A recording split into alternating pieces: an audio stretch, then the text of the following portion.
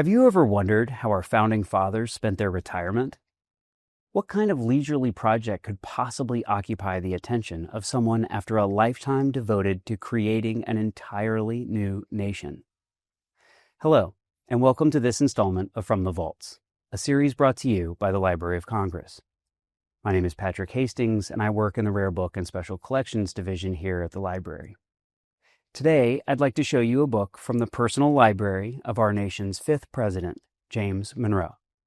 President Monroe is perhaps best known for issuing the Monroe Doctrine during his second term as president.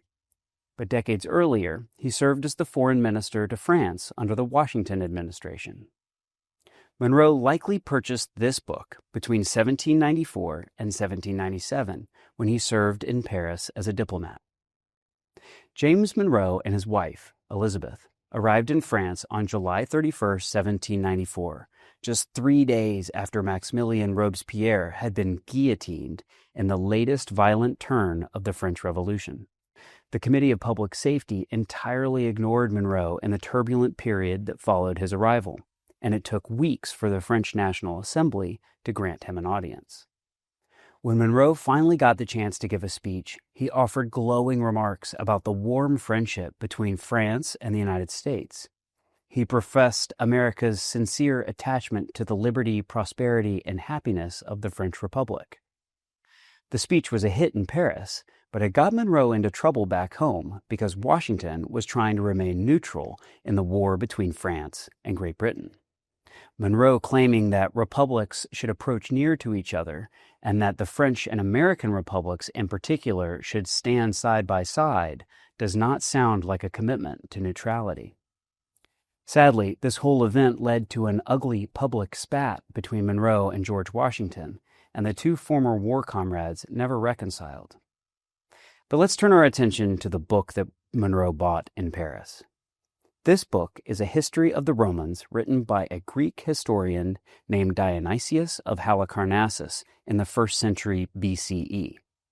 It was translated into French by François Ballanche and published in 1723. It is a 2-volume set and has its original leather binding. But what makes this book really special is that right here, pinned into the front flyleaf of the first volume, are James Monroe's handwritten notes about a fascinating transitional moment in Roman history. He's writing about the reign of Servius Tullius, the 6th king of Rome, who instituted a series of proto-republican reforms that separated powers between the king, the Senate, and the people.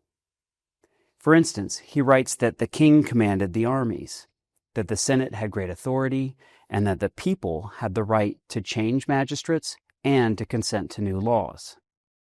Here's what I think is going on with these notes.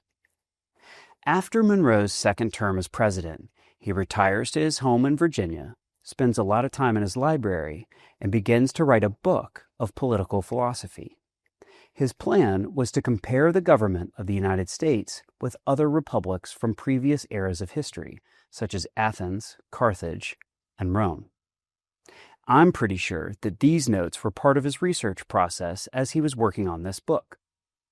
So when Monroe finishes writing this book, which he titles The People, the Sovereigns, he sends the manuscript to his son-in-law, George Hay, who is a federal judge, and asks for his feedback. Judge Hay tells Monroe, "I think your time could have been better employed." Pretty bold to offer such a harsh critique to his father-in-law, much less an ex-president. In any event, Monroe puts the manuscript in a drawer and never pursues publication. But a few decades later, Monroe's grandson rediscovers the manuscript and has the book published in 1867.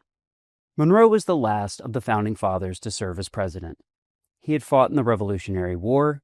He spent a lifetime in public service creating this republic, and here he is in his retirement, examining what he and his cohort had created in comparison to other republics across the span of human history. As Monroe jotted these notes, I have to imagine that he understood his place in history. I hope this video helps you better understand Monroe's place in history too. Thank you for joining me for this installment of From the Vaults.